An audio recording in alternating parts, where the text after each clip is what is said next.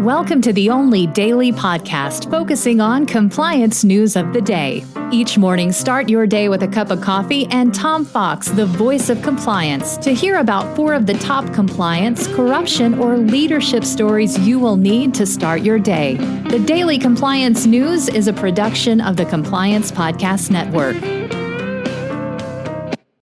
The Daily Compliance News for April 7, 2025, the Whistleblowers Awarded Edition. And we begin with that story from the Houston Chronicle, which reports that a Travis County judge, that's where Austin is, has awarded $6.7 million to 4 whistleblowers who were fired after they reported Texas Attorney General Ken Paxton to the FBI for alleged corruption. In a judgment, the court ruled that a preponderance of the evidence showed that Paxton had violated the Texas Whistleblower Act by firing the employees in retaliation for their allegations he had abused the office to help a campaign donor. So even though the allegations were never proven in a court of law or an impeachment hearing, the court awarded damages for violation of the Texas Whistleblower Act.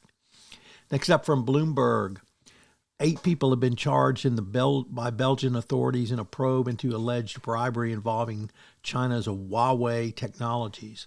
They were charged with active corruption, money laundering, and participation in a criminal organization. 3 of the people remain in prison, while the others have been released on house arrest. Police conducted searches across Belgium and Portugal last month, arresting a number of people over allegations dating back to 2021.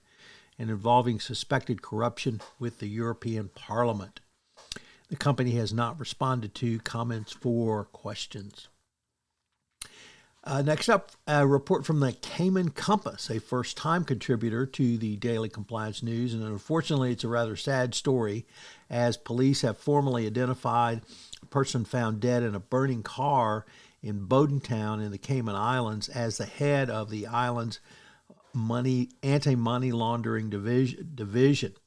She was found inside the car after police and fire services responded to a call of a fire at an open lot.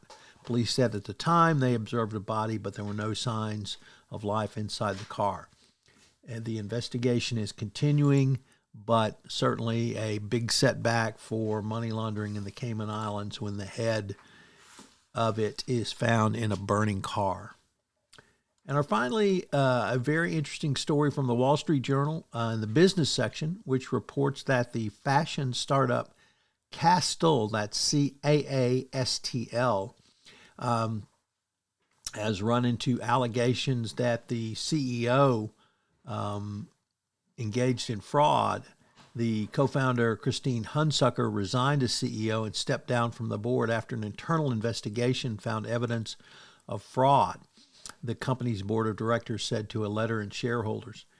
CaaStle provided support for fashion brands by looking to rent their clothes to customers. It was launched back in 2018 when the sharing economy had taken over a large section of the business sector. The company's name is a pun on software as a service, and Hunsucker was selling clothing as a service. This company handled the interface of fashion rentals as well as shipping, cleaning, and storing the clothes on a go-forward basis. So, fraud in the fashion industry, whether you're surprised about that or not, and fraud in the fashion sharing industry as well. The Daily Compliance News is a production of the Compliance Podcast Network and a proud member of C-Suite Radio. Thanks so much for listening. I hope you'll join me again tomorrow.